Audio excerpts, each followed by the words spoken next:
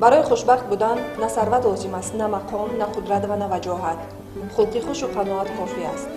درود بیننده های عزیز تلویزیون تاجیکستان، نشر مخصوصی برنامه روان درمانی است پیشنهادتان. مخصوصیت این نشر برنامه در آن است که ما برای آنهایی که مشکلات روانی دارند شرایط فراهم می‌آوریم تا به‌واسطه با خودی روانشناس صحبتی روبرو داشته باشند و مشکل خود را اندکی هم باشد آسان کرده باشند.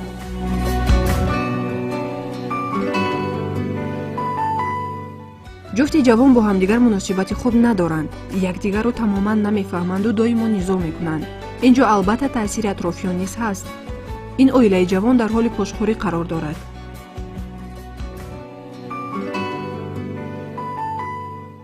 4 ماه می شود که من اویله دارم و مناسبت مادر و خواهران شوهرم با من ساز نیست.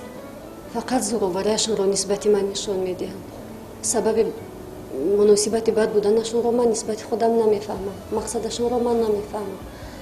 فقط مرا در پیش شوهرم بد میکنند. شوهرم باشد طرفدار مادر و خواهرانش است و حتی هفته و عشقتی با من گپ نمیزند.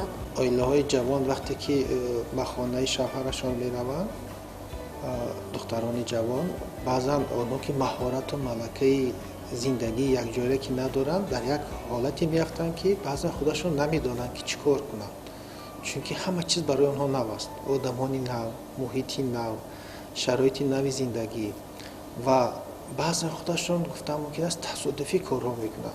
خودشون عاقبت بعضا کارهای ندانسته تصادفی کار میکنند، لیکن میخواهند که البته کارشون خوب برآید.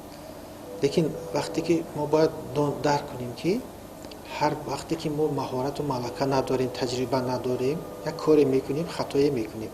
بنابراین خطای ما رو بعضی آدمانی هستند که آنها درست میفهمند، میتوانند که خطای ما رو مثلا به ما بگویند تا که ما اصلاح کنیم. لیکن افسوس است که نه همه وقتی که برای آدم خطایش رو میگن با آدم مخول میشود.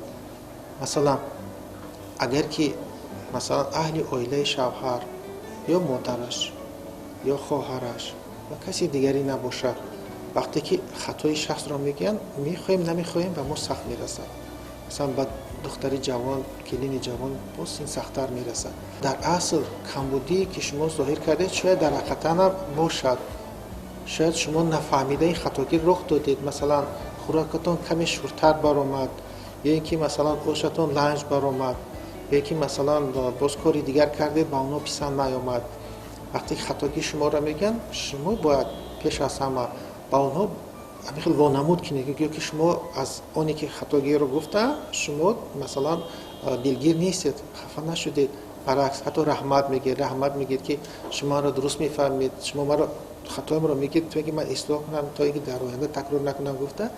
شما باید مثلا خیلی که میگن بعضا نقش بازیدن در کار. خود این گپ معقول نمیشود. هر کسی رو که کارش رو خطا بگیرند یا اینکه گفتهش رو خطا بگن آدم میرنجد.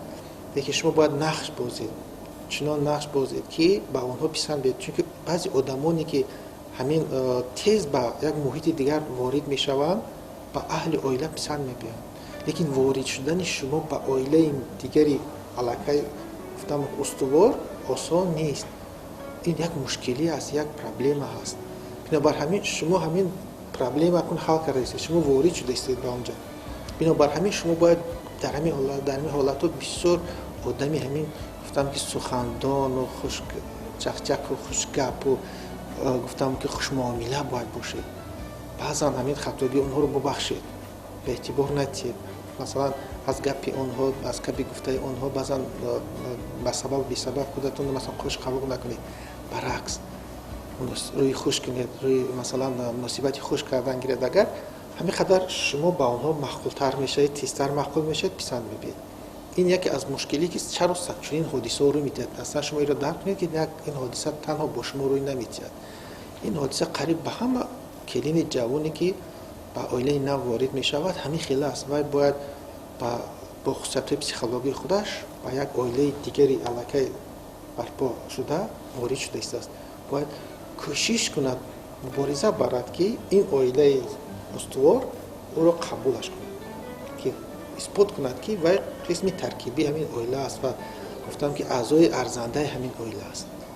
بنابراین همین این کار کردن آسان نیست. در هر شما کوشش میکنید بعضا با گفتار خود، رفتار خود، کار خود، بعضا در این کوشش شما خطاگی میشه، به خطا نمیشود. هر کسی کاری میکند خطایی میکند. بنابر همینم در لحظه های اول اینکه خطاگی میکند، اونها خطاگی شما رو مثلا شاید زمزمه میکنن، شما بعضا در نظرتون که مسخره میفهمید، بعضا میشد، لیکن شما بعد اونها کوشش کنید که با این میده چودو بعضا اعتبار ندید.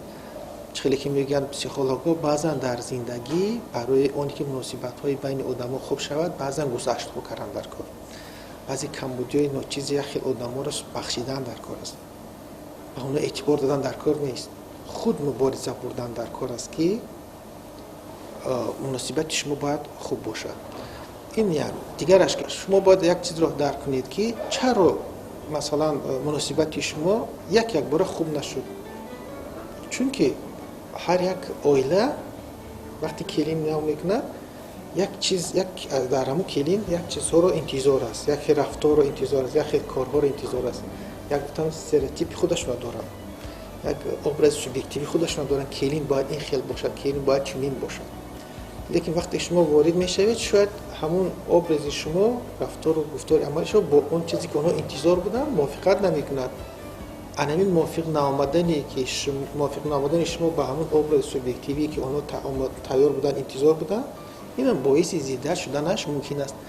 لیکن در همین لحظه های اول زندگی، چند ماه اول شما باید اثبات کنید که با رفتار خود، با گفتار خود اثبات کنید که شما همون کلین ایدئالی هستید، بهترین کلین هستید. بنابر همین هم شما وقتی که از شما همین چیز انتظار کردن، انتظاری آنها موافقت که نکند، با شما کمی دشوار می شود. لیکن شما با سخنرانی خود، با رفتار خوب خود، با گفتم میکنه از عملی خود به خود، شما باید دلیابی کنید، دل آنها را بیابید و اثبات کنید که شما ارزنده هستید. شما از اون نفری که انتظار حتی شما بالاتر هستید. اونگاه آهسته آهسته مهر و محبت آنها زیاد می شود. الکنونش اونی که شما میگید که اول نزدیکتر بود شوهرتون مناسبتش با شما و بعد بدتر شد، شاید در همین جا اکنون یک کمبودی دیگر در اون است که مناسبت شما با اهل عائله آنها، مادرش و خواهرش ساز که ناآمد، شوهر در بین موند. از این طرف شما شکایت میکنید از اونها، از اون طرف آنها شکایت میکنند.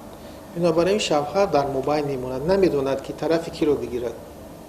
شما مثلا میگید که این خیلی شد و یا میگن این خیلی شد، شوهر بیچاره و شوهرتون در مابین میموند، نمیدوند طرفی کی رو بگیرد. بنابر همینم او برای یک مشکلی کلان که پیدا میشود، طرف شما رو بگیرد، در پیش اونها شرمنده است، در پیش همسایه شرمنده میشد که زنش رو آورد و از پدر و مادرش، از خواهرش رو گرداند. طرف مادرش رو بگیرد، طرف خواهرش رو بگیرد، از عائله‌اش محروم میشود، عائله‌اش بیرون میشود. بنابر همین مرد بیچاره نمیدونه چیکار کند. یعنی یک معمایی در میافتد که چه از این معما برآمدنش نمیدونه. بنابر همینم شما باید این معما رو به سر شوهرتون زیاد بار نکنید، بلکه شما کوشش کنید که با وی کمک کنید، با همون خواهر و مادری وی دوست شوید. شما باید همین رو معاینه کنید که چگونه کلین رو آن رو میخواهند و دوست میدارند. همون خیلی کلین نقش باید بازید. وقتی همون کلین رو اگر شما نقش بازید، آنها با عقیده آنها با عقیده شما شدن نزدیک شدن میگیرند. کوشش کردن در کار که در همه کار هم فکر عقیده آنها باشید. هیچ وقت زیدی آنها گپ نزنید، زیدی آنها کارم نکنید. مثلا حتی در کار شاید که آنها بگن که با ما مثلا توش بیره مخول است، شما اگر توش بیره بد نبینید به خاطر هم عقیده شدن شما بگید با من هم توش بیره مخول است، بید توش بیره میپذیم. همه وقت کوشش کنید که در بین شما چیزی باشد عمومی باشد، زید نباشد. پرابلم شوهرتون کم میکند و شوهر شما از این پرابلم میبرد. اتفاقی دوستی شما، عائله شما رو اتفاقی دوست میکند و مهر شوهر شما هم با شما زیادتر میشه. چقدر با زیادتر شما رو دوست میدارد که چی خوش که عائله من، همسر من با مادر و با خواهر من دوستند و هم فکر و هم عقیده. من فکر میکنم که آنها با ما رشک میکنند. بله، یک لحظه های اول رشک میشود. لحظه های اول مثلا در زندگی رشک میشود. چرا؟ چون که مادر آنها و خواهرانشون میفهمند که وقتی که کلین به خانه وارد میشود، پسر آنها یا برادر آنها به آنها کم دقت میدادگی میشود و دقتش به شما روانه میشود. مثلا خوراک میخوردگیش میخواهد که با شما خوراک خورد، مثلا با شما مثلا 600 تلویزیون تماشا کند، از آنها یک لحظه دوری میجوید، این باعث ضدیت میشود. لیکن این چیز طبیعی است، در همه عائله ها و در همه زندگی این چیزها هست، به این نمیشود. لیکن وقتی که انسان دوست‌داشتگی میکند، مناسبت خوش میکند، رفتار خوش میکند، آدمان را با دیگر چنان دوست میکند که این رشک لحظوی از بین میرود.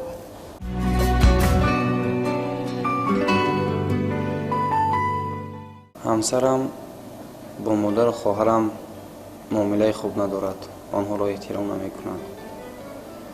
راستی از همین سبب دیگر بر همون خانه هم رفتن نمی‌خواهم، زیرا که در آن خانه نیزا است، جنگ است، جنجال است.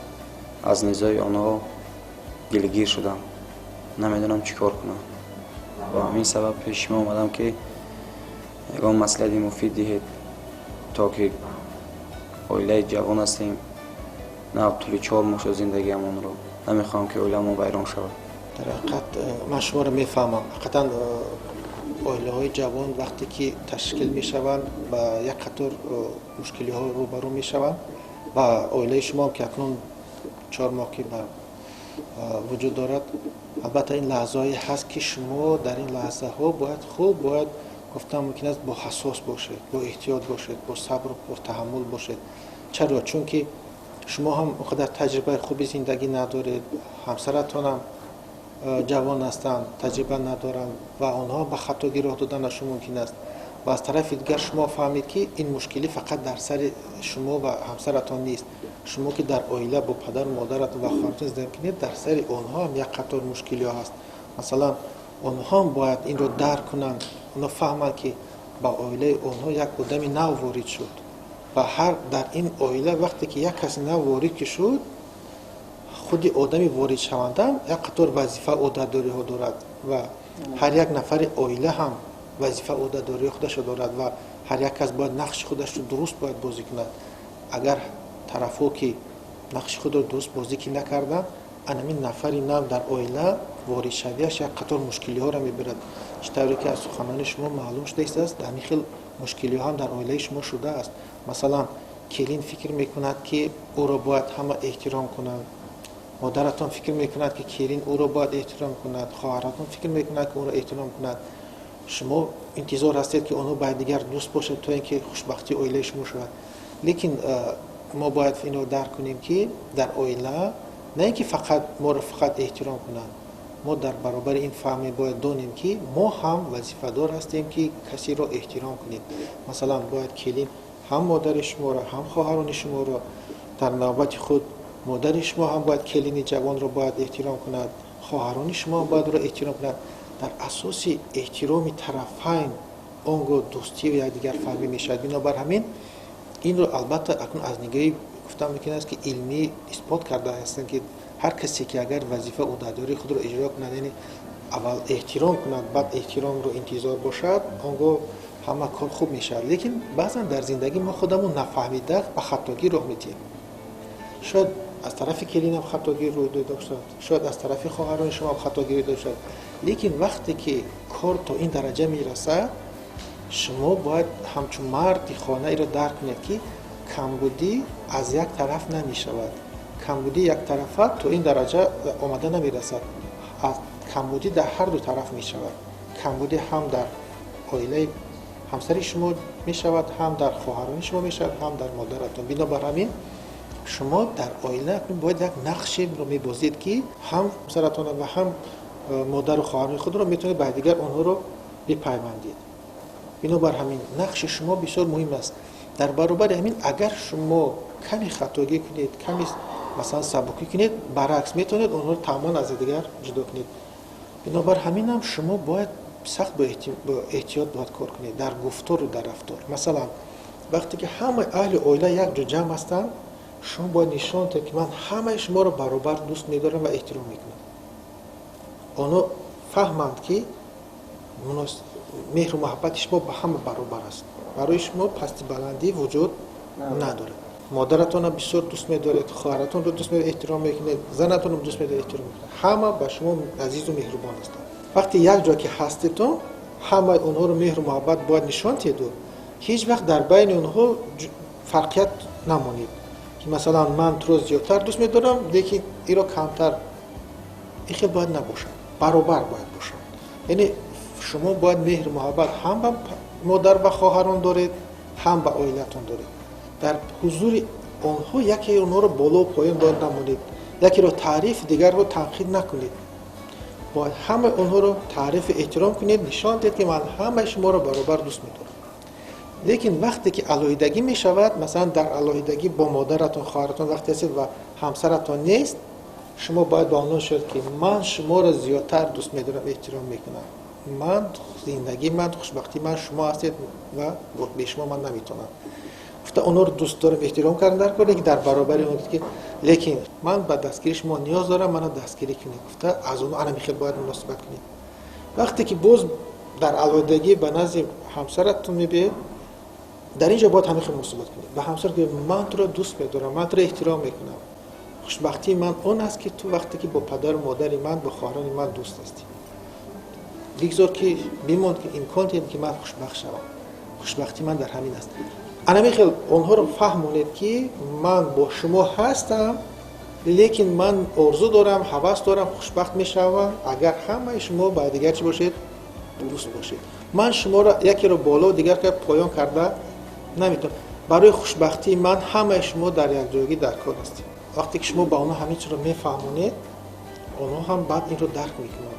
میفهمند که اونها فقط حقوق ندارن، اونها چه باز وظیفه ها هم دارن. اونها رو فقط باید احترام نکنن، اونها باید کلی رو چه کنن؟ احترام کنن. آنگاه انا میخوام دوستی یکدیگر فهمی و اتفاقی در عائله خوشبختی در آن میشد که اگر هر دو طرف یکدیگر رو دوست و احترام میکنن، دوست میدارن، احترام میکنن، یک طرفه که شد عائله هیچ وقت خوشبخت شده نمیتونه.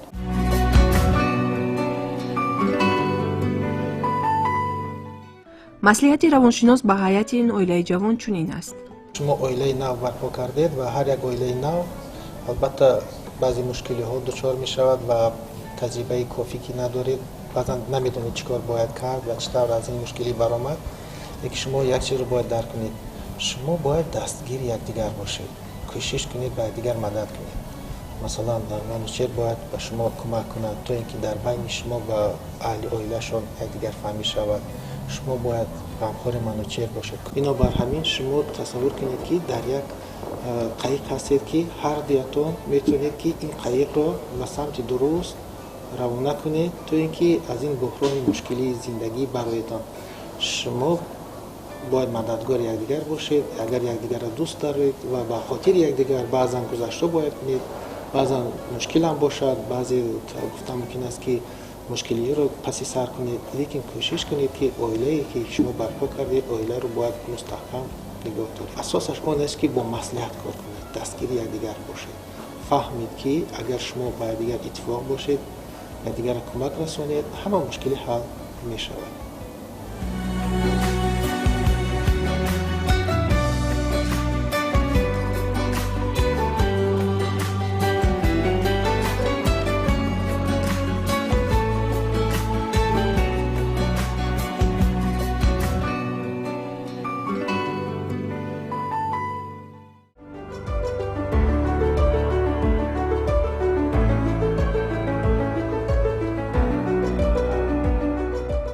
амалҳо дар вуҷуди инсон танҳо дар ҳолати 66 маротиба такрор гаштанашон ба одат табдил меёбанд. нафаре ки ба чашми шумо нигариста суҳбат мекунад, бештари суханҳояш дурӯғ аст, чун ростгӯӣ ва ба чашм нигаристан ҳиссиёти мушкилу вазнин аст. инсонҳо якбора аз уҳдаи иҷрои ин ду амал намебароянд. чашми инсон рангҳои сурх ва кабуди баландро дар якҷоягӣ қабул карда наметавонад, чун ин ду ранг ба чашмон фишор оварда онҳоро зуд хаста мекунад. бо чашмони пӯшида иттилоот дар хотираи мо хубтар нақш мебандад. инчунин зарур аст ки пас аз ҳар 30-40 дақиқаи омӯзиш 10 дақиқа майнаи сар истироҳат намояд.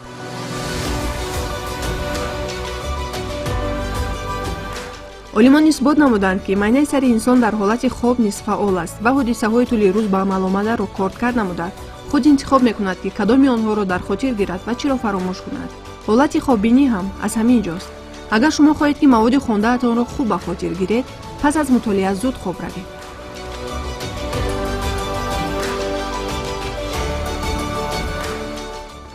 дар ҳолате ки дӯстон якдигарро оғӯш мегиранд, дар вуҷуди онҳо ҳормонҳое фаъол мегардад ки ҳисси бовариро зиёд мекунад.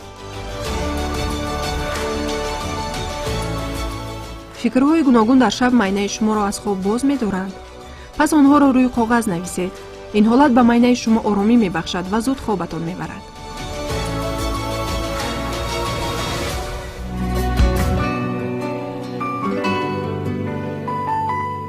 ба ҳуҷраи машварати равонӣ наврасе бо номи Мадина муроҷиат намуд ва мушкилоташро чунин баён кард. тамоми наздиконам ба ман мегӯянд ки ту худро аз мо канда истодаӣ. ман аз он сабаб ба инҷо танҳо омадам ки ман худ мушкилии худро ҳал кунам, наздиконам ранҷ накашанд. дар ҳақиқат ин давраи сину солӣ ки шумо доред як давраи гузариш аст ва дар ин давраи гузариш шумо зоҳиран агар ҳамин хел кӯдак ба монанд бошед ҳам, лекин дар ботинат худро калонсол ҳисоб мекунед ва бинобар ҳамин ҳам дар шумо хислатҳои нав пайдо мешавад. масалан шумо мехоҳед ки калонсолон дар симои шумо аллакай кӯдакро набинанд, дар симои шумо як шахси калонро бинанд, ҳамчун калонсол шуморо эҳтиром кунанд, андешаи шуморо ба инобат бигиранд ва шумо ҳамчун кӯдак рафтор накунанд, муносибат накунанд. бинобар ҳамин ҳам вақте ки ин хислатҳои нав дар шумо пайдо мешавад ва вақте ки калонсолон анамин чизро дуруст дарк накарданд ва нафаҳмиданд ва вақте ки ба шумо ҳамчун кӯдак муносибат мекунанд, аз ин чиз аллакай аз нигоҳи психологӣ шумо як қатор гуфтам ки ранҷиш пайдо мекунед. бинобар ҳамин ҳам шумо дар симои волидайн, дар симои аҳли оилатон одамонеро меҷӯед ки шуморо дуруст бифаҳманд, бо шумо ҳамчун калонсолҳоро эҳтиром муносибат кунанду ҳамчун калонсол шуморо бифаҳманд. лекин афсус ки ин хел ки одамон дар оила ки пайдо намешавад, шумо ҳамин хел одамонро дар канора меҷӯед, яъне дар байни дӯстонатон меҷӯед, дар байни рафиқонатон меҷӯед. ва ин хел рафиқонатон яъне он рафиқоне ҳастанд ки хеле ки шумо мегӯед онҳо тавассути интернет, тавассути телефон бо шумо ҳамхел муносибат мекунанд. дар симои шумо аллакай калонсолро мебинанд ва андешаҳои шуморо ба инобат мегиранд, бо шумо маслиҳат мекунанд. бинобар ҳамин ҳам аз нигоҳи психологӣ шумо ба онҳо бисёртар ниёз доред, ба рафиқонатон, дӯстонатон. бинобар ҳамин оҳиста-оҳиста аз волидайнатон дур шудан бигиред ва зиёдтар мехоҳед вақти худро бо рафиқонатон, бо ҳамсолонатон, бо ҳамн дӯстони интернетон гузаред. ин аз як тараф хоси хусусиятҳои психологии ҳамин наврасон аст ки шумо ба ҳамин давраи синни солӣ гузаштед. лекин аз тарафи дигар шумо бояд дарк кунед ки аз як тараф ҳама чиз гуфтан мумкин аст хуб мешавад ба шарте ки боз шумо худтон фаъол бошед. масалан вақте ки шумо соатҳои дуру дароз бо интернет, бо ҳамон дӯстони интернетон бо таволи телефон масалан суҳбат мекунед, бинед худатон инро дарк кардед ки волидонатон инро аллакай фаҳмида истода фикр мекунед ки шумо аз онҳо дур шуда истодаед, яъне муносибати шумо бо онҳо хунуктар шуда истодаст. онҳо шуморо гуфтан мумкин аст аз даст дода истед, бинобар ҳамин шикоят мекунед, худатон инро дарк карда истед. бинобар ҳамин шумо бояд инро фаҳмида истода кӯшиш кунед ки пеши роҳ инро бигиред. масалан шумо ҳар замон бо падару модаратон, волидонатон вақте суҳбат мекунед, бо хандаву шӯхӣ баъзан бошад, ба онҳо меҳрабонӣ кунед ва баъзан ба онҳо бифаҳмонед ки акнун модарҷон ман кӯдак нистам, ман аллакай бисёр чиз зиндагия мефаҳмам, бинобар ҳамин ба ман ҳамчун кӯдак муносибат накунед. хуб мешавад ки агар ки ягон масъала ки барояд биёед якҷои онро маслиҳат карда ҳал кунем. ман баъзан чизҳоро худам ҳам баъзе чизҳоро мефаҳмам, ман ҳам метавонам ягон маслиҳатиям, чунки ман дар мактаб ин чизҳоро хондам ёки дар масалан фалон кружок иштирок карда ман бисёр чизҳоро аллакай аз худ кардам. масалан дар тайёр кардани масалан ягон хӯрока мумкин вақте ки ҳар гуна масъалаҳои зиндагӣ мешавад, шумо бояд худатон ширинзабонӣ карда бо як меҳр муҳаббат ба модаратон, ба падаратон, ба дигарон фаҳмед ки аллакай шумо он кӯдаки нестед ки ба шумо эътибор надиҳанд, шумо аллакай бисёр чиз зиндагиро бинед. бинобар ҳамин хуб мешавад ки бо шумо маслиҳат кунам ва дар ҳамчун кӯдак не балки ҳамчун аллакай гуфтам мумкин аст ки ҷавони мефаҳмидагӣ зиндагӣ аллакай ба шумо муносибат кунад. вақте ки анамихел шумо ҳам ба ҳамкорӣ бо онҳо қадам мемонед, аз тарафи шумо кӯшиш ғайрат ки мешавад, онҳо гуфтам мумкин аст шуморо дурусттар дарк мекунанд ва ин масъала ҳал мешавад.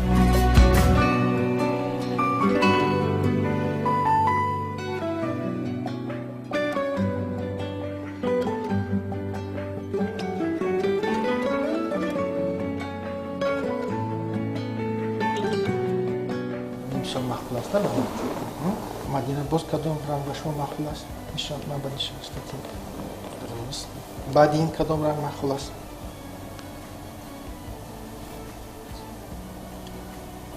ин махфул аст, бале дуруст аст. баъд кадомаш махфул аст? дуруст аст.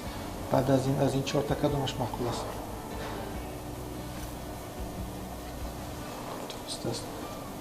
بعد از این سه تا کدامش مخفول است؟ اینش مخفول است. بعد از این دو تا کدامش مخفول است؟ اینش مخفول است. انا شد درست است. خب بسیار خوب. ما در اساس همین تست پسیخولوژی من میخوام به شما بگم که چگونه حالت روحی شما چگونه است و در اساس همین حالت روحی بعضی میخوام به شما مصلحت بدم. در اساس همین تست پسیخولوژی معلوم میشود که شما میخواهید که در بین شما و دیگران یک دیگر فهمی باشد. چقدر این خصلت حالت خوبی روحی شما از شما میخواهید که با دیگران نسبت خوب داشته باشد و دیگر فهم در بین شما باشد. از جهت منفیش باشد کمی در حالت اضطراب هستید، ناباور هستید، به خودتان باوری ندارید، به قوای خود، به امکانیات خود باوری ندارید.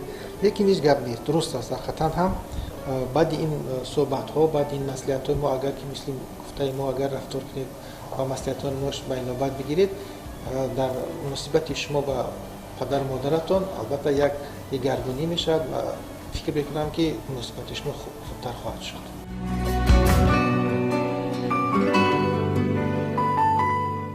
рафтори мустақилона бартараф намудани мушкилот дар ниҳоди ин наврас моро дар ҳайрат гузошт. ӯ бо исрор такрор мекард ки мушкил дар ман аст ва ман бояд ислоҳ шаваму рафторҳои ноҷоям боиси нигаронии волидонам нашаванд. азбаски дар ба вуҷудоии ин масъала ҳиссаи падару модар низ буд, равоншинос ба онҳо тавсияи муфид дод. сабаби асосии чунин ҳодиса падару модар мешавад. чаро? чунки падари модари мо аз хусусиятҳои психологии синусолии наврасон баъзан бехабар мемонанд. наврасони дар ин синусол хусусияти ҳисси калонсолиро пайдо мекунанд. яъне онҳо зоҳиран агар кӯдак ҳам бошанд, зоҳиран кӯдак ба монанд бошанд, лекин ботинан онҳо худро калонсол ҳисоб мекунанд ва онҳо дӯст медоранд ва ҳатто хоҳиш доранд ки падару модар дар симои онҳо дигар кӯдакро набинанд, ҳамчун кӯдак ба онҳо рафтор накунанд, ба онҳо ҳамчун кӯдак масалан дуғу пиписа накунанд, ба онҳо беэътиборӣ накунанд. баръакс, балки дар ҳалли масъалаҳои зиндагӣ падару модар бо онҳо маслиҳат кунанд, машварат кунанд, ҳатто андешаҳои онҳоро ба инобат бигиранд. ҳар замон ба онҳо бигӯянд ки писарам ё духтарам, ту дигар кӯдак нестӣ, ту балакаи зиндагиро дарк кардаӣ, мефаҳмӣ зиндагиро, бишин бо мо маслиҳат кунем, масъалаи ин масъаларо ҳал кунем, он масъаларо ҳал кунем, ё бо ҳам машварат кунем. аламихел агар волидайн ҳар замон дар симои фарзандони навраси худ як шахси гуфтам мумкин аст ки калонсолро дида истода бо онҳо маслиҳату машварат кунанд ва масъалаҳои гуногуни зиндагиро ҳал кунанд, кӯдакон ба падару модар наздик мешаванд. лекин афсӯс аст ки вақте кӯдакон дар ин давра ҳамин машварату маслиҳат аз тарафи падар инро ки дарк намекунанд, инро ҳис ки намекунанд, аз падару модар кӯдак дур мешавад ва одамеро дар кӯча, одами дигарро аз кӯча мехобад ки ӯро ҳамчун калонсол дарк мекунад, бо вай маслиҳату машварат мекунад. ки медонад ки дар кӯча бо ки дӯсту рафиқ мешавад ва вақте ки кӯдак дар кӯча бо одамони дигар дӯсту рафиқ шуду, он одамон агар ки одамони камтар гуфтам мумкин аст ки муносибаташон хуб набошад, рафторшон хуб набошад, кирдоршон хуб набошад, анамихел дар рафтору кирдору гуфтори кӯдак ҳам хислатҳои манфӣ пайдо мешавад ва кӯдак ба роҳҳои бад рафтанаш мумкин аст. бинобар ҳамин падару модар бояд инро хуб дарк кунанд.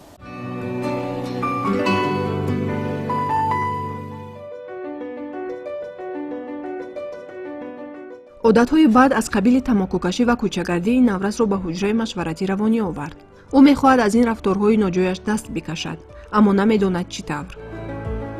бо дӯстони кӯчагӣ рафт омад карда хислатҳои манфӣ ба мисли тамококаширо пайдо карданд ва волиданашон аз ин хислати ёки рафтори махсуҷон бисёр дар хиҷолат ҳастанд.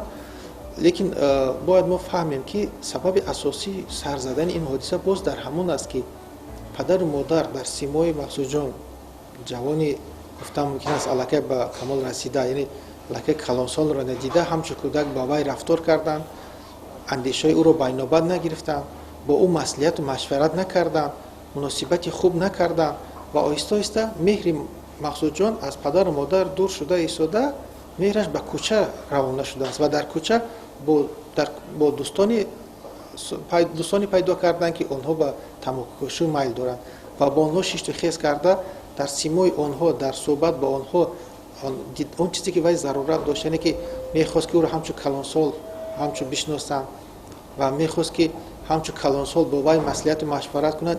Ин чизҳоро дар кӯча аз ҳамун рафиқонаш ки дид ба онҳо меҳр кард ва бо онҳо зиёдтар вақт ки сарф кард, хислатҳои манфии тамококашӣ дар ӯ пайдо шуд. Бинобар ҳамин ман чӣ мехостам бигам, бояд дар ин ҷо мо фаҳмем ки пеш аз ҳама бояд падару модар аввал рафтору гуфтори худро нисбат ба махсуҷон дигар кунанд.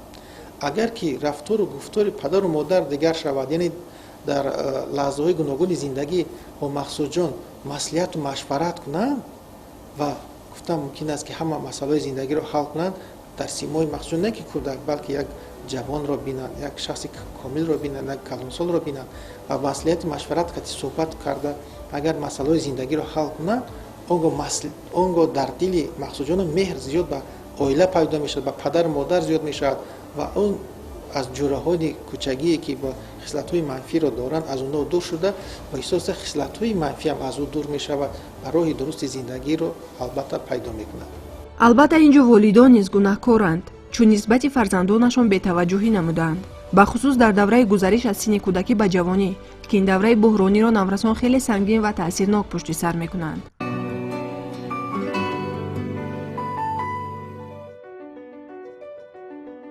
ин нафар аз ҳисси баланди ҳасосии худ азият мекашад ва мехоҳад ҳар чӣ зудтар тағйир ёбад. ҳоло бошад мебинем ки оё ин имконпазир ҳаст ё на. ҳар касе ки ба ман баланд ё сахт муроҷиат мекунад, зуд гирён мешавам. ҳарчанд кӯшиш мекунам, аммо худамро дошта наметавонам.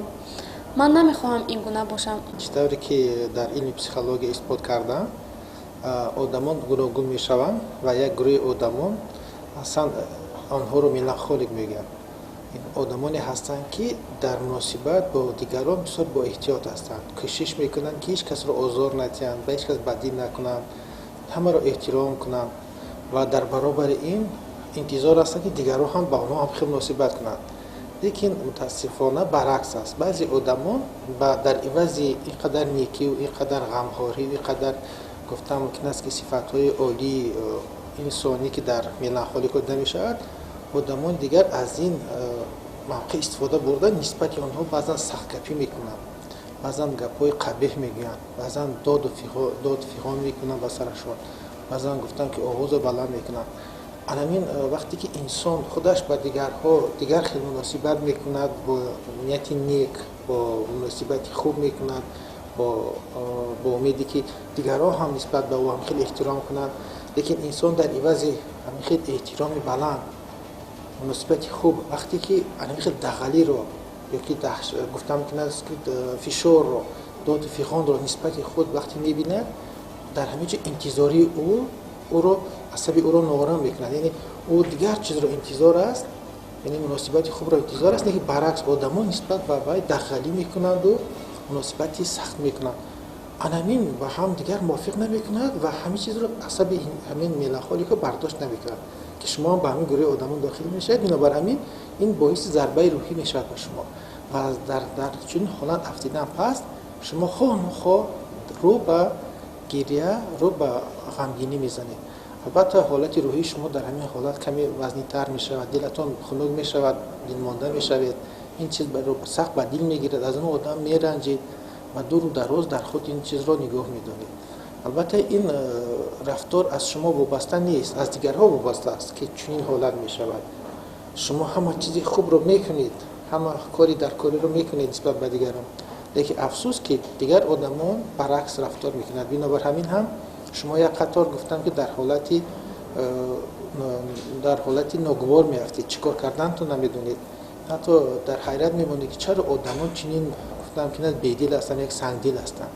як ҳолате мештад ки шумо нисбат ба дигарон дилхунукӣ пайдо мекунед. баъд дар ҳамин ҳолатҳо шумо аз одамон ки дилатон мемонад танҳоиро дӯст медоред, мехоҳед танҳо бошед, бо худ бошед. масалан камараҷӯӣ мекунед аз одамон, кӯшиш мекунед ки дар хонаи танҳо бо фикри худ бо корҳои худ машғул шавед. ин ки рӯ ба гирья меоред, метавонед ки соатҳои дароз дато гирья кунед, тавассути гирья мехоҳед датон холӣ кунед. албатта инам хуб аст, гирья кардан баъзан дар кор аст ки дили одам холӣ мешавад, ҳолати рӯҳии одам беҳтар мешавад. лекин дар баробари ин хуб мешавад ки шумо бояд аз ҳамин донишҳои психологӣ огоҳ бошед. хуб мешавад агар шумо донед ки ҳамин одамон чаро нисбати шумо чунин дағалӣ мекунанд. вақте ки шумо иро хубтар аз нигоҳи илмӣ дарк кардед, аз он қадар сахт намеранҷед, чунки табиати онҳо ҳам хел аст. масалан табиати шумо меланхолико чунин аст ки шумо муносибати хуби инсониро дӯст медоред ва чунин муносибатро нисбати дигарҳо зоҳир мекунед. лекин табиати онҳо дигар аст.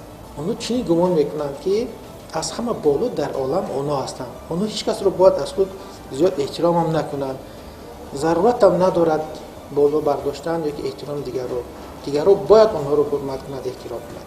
яъне дигарҳо гӯё вазифадоранд онҳоро эҳтиром кунанд, худашон ҳеҷ хел вазифадор нестанд. онҳо набояд дигаронро ҳурмат кунанд. онҳо бояд нисбат ба дигарон чунин фикр мекунанд ки ҳақ доранд ки зӯрӣ кунанд, дод фиғон кунанд, фишор оваранд, овози баланд кате гап зананд.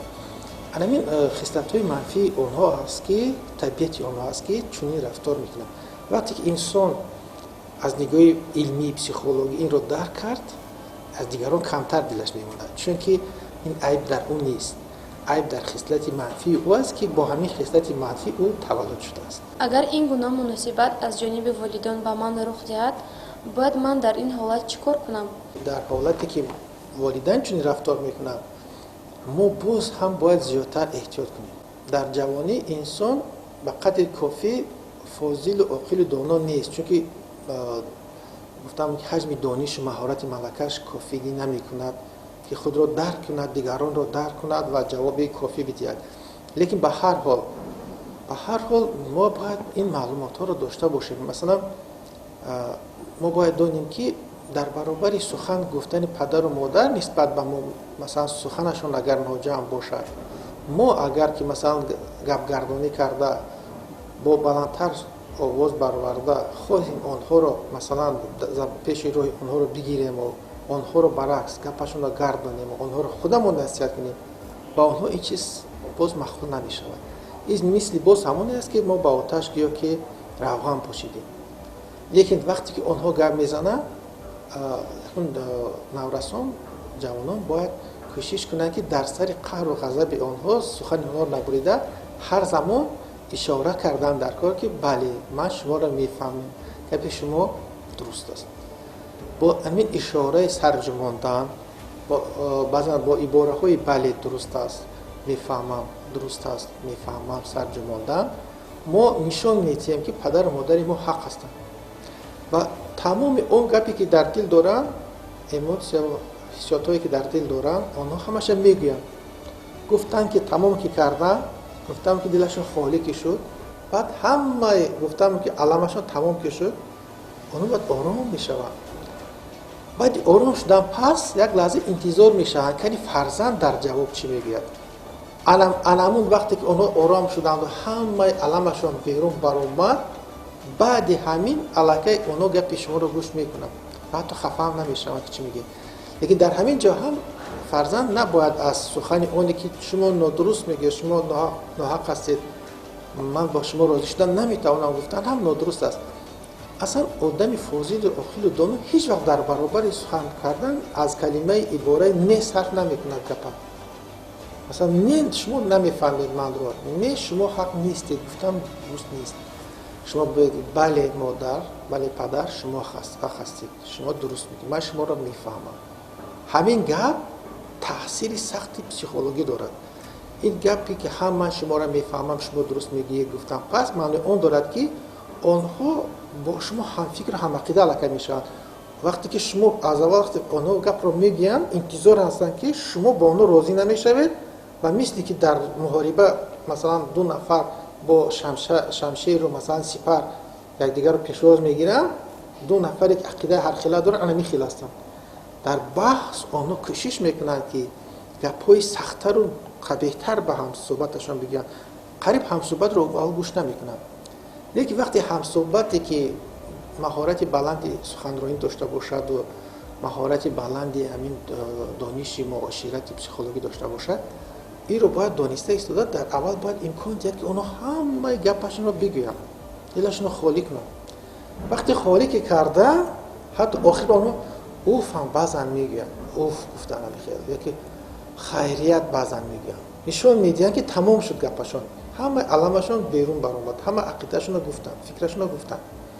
حتی باز نگاهشون معلوم میشه که کنی گپ زن، تو چی میگی اکنون بعدی که ما این گپ گفتن، انتظار هستن که اکنون عکس سخن از طرف شما چی میشود. شما همینجا این حالت رو درک کردن، پس باز در همینجا شما از کلمه نه که از نه بلکه از کلمه ها بله باید سر کنید که ها بله شما درست میگید، شما حق هستید، من شما رو میفهمم گفتن. وقتی که آنها رو که همین گپ گفتیم، پس آنها بیا که همون شمشیر و سپر خود را یک طرف میمانند و با آغوش میخواد شما انتظار کنند. هر گپی شما میگید او را لکه اونها انتظار هستند که قبول کنند. شما بعدی که همین گپ گفتم، پس وقتی که اونها انتظار هستند که شما چی میگید، شما باید بگید که من هم همین را میخواهم، شاید لیکن من کمی دیگر خیال میفهمم، لیکن در اصل ما هم فکر هستیم. همین کلمه هم فکر هستم، منم همین خیال است و دیگر آدم رو به دیگر نزدیک کردن میگیره.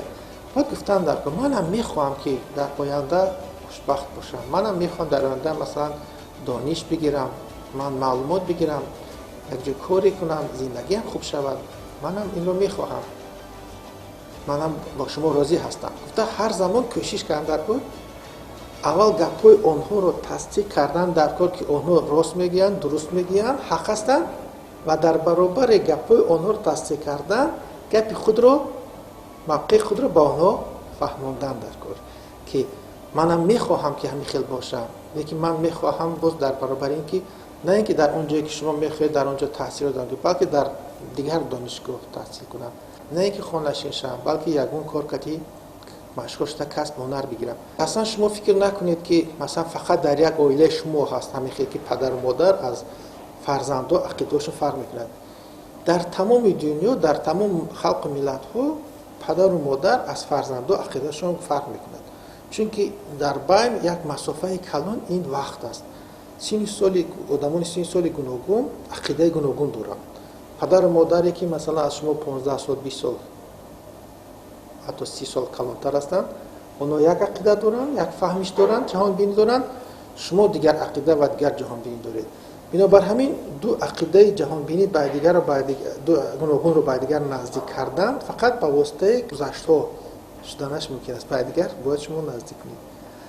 توسط نزدیک شدن فکر عقیده ها در بین شما باید یک دیگر فهمی میشه، بعد فکر شما عقیده با دیگر موافق میاد، بعد بین شما دوستی فهمیش پیدا میشه. در آن لحظه که گفتیم کافی است همه نعمت دنیا مال ما می شود. بیننده های عزیز، این بود ارتباط ما و شما در برنامه نوبتی روان درمانی. و چنانه که خودتان شاهد بودید، امروز چند نفر توانستند به واسطه با خود روانشناس در حجره مشورتی روانی صحبتی درمانبخش داشته باشند و مشکل روانی خود را کمی هم باشد آسان کرده باشند. در پایان برنامه باشد تنها میگوییم نزدیکان خود را احتیاط کنید.